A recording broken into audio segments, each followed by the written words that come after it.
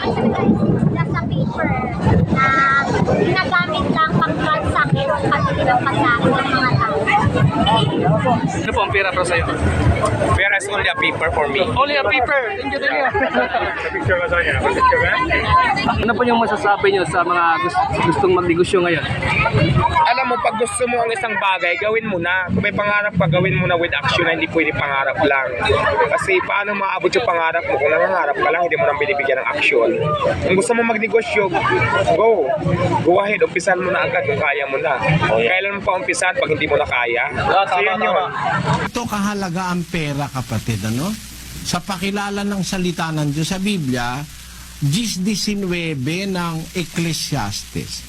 Ang kapistahan ay ginagawa sa ikapagtatawa at ang alak ay nagpapasaya sa buhay at ang salapi ay